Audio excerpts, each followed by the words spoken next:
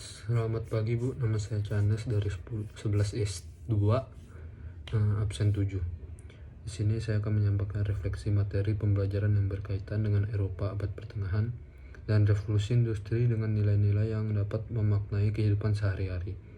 Nilai-nilai ini mengakibatkan sejarah Eropa sangat banyak.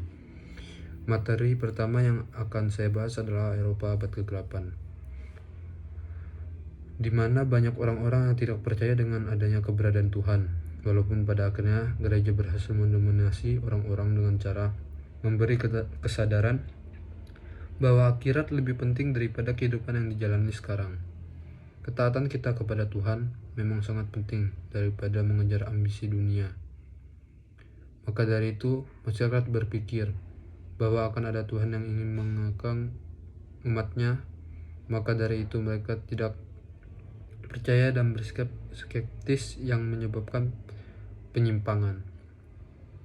Nilai-nilai yang bisa saya petik dari materi ini adalah nilai ketuhanan. Mengenai ketaatan kepada Tuhan, kita sudah seharusnya memikirkan mengenai akhirat dan sadar bahwa hidup yang kita jalani ini hanya sementara.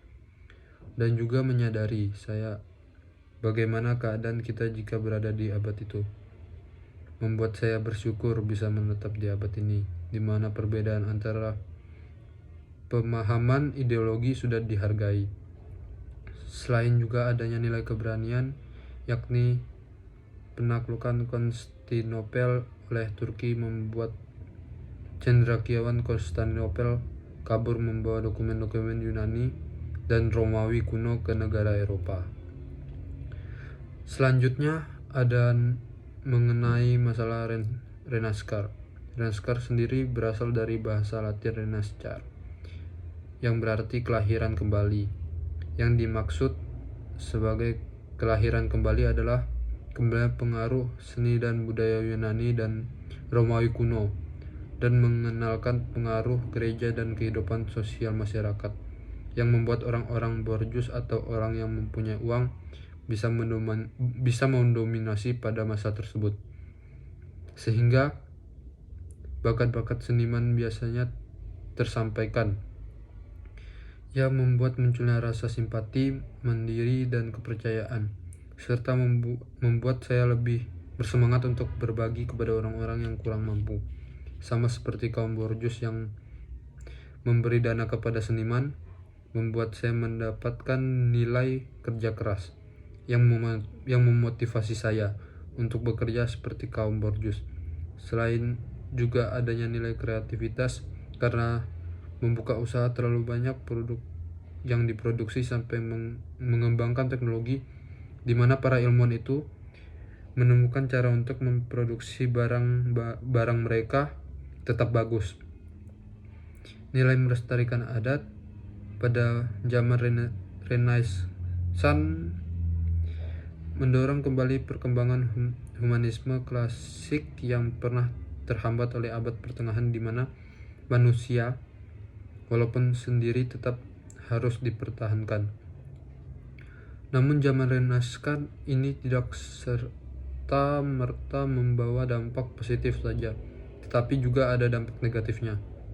Lantaran runtuhnya dominasi gereja, maka melahirkan pahaman-pahaman dan pemikiran baru yang berkonotasi buruk serta merendahkan gereja. Dan materi terakhir adalah mengenai revolusi industri yang mencakup perubahan zaman yang dapat menopang manusia sekarang yang bekerja lebih cepat dan efisien. Tokoh yang memberi saya nilai pantang menyerah adalah tokoh Thomas Alva Edison, yang mengajarkan agar selalu mencoba sesuatu sampai hal tersebut berhasil.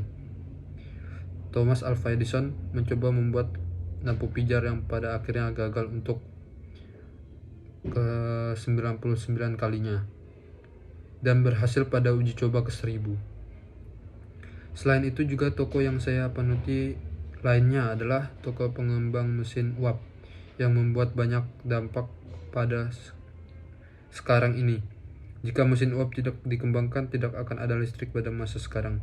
Oleh karena itu, James Watt adalah orang yang sangat penting, yaitu tokoh yang menginspirasi saya, karena setelah berhasil mengembangkan mesin uap, James Watt merupakan pencetus utama dari penggunaan istilah tentang kuda sebagai suatu unit kekuatan.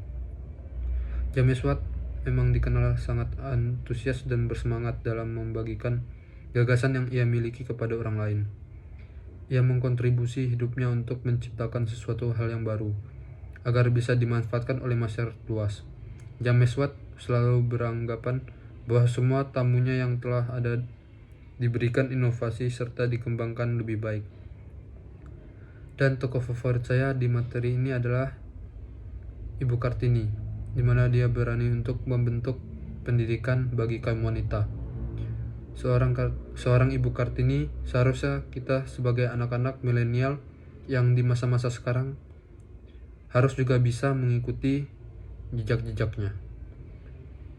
Contohnya tokoh Leonardo da Vinci yang berhasil menyalurkan bakat orang-orang berjus ketika orang gereja mimpin.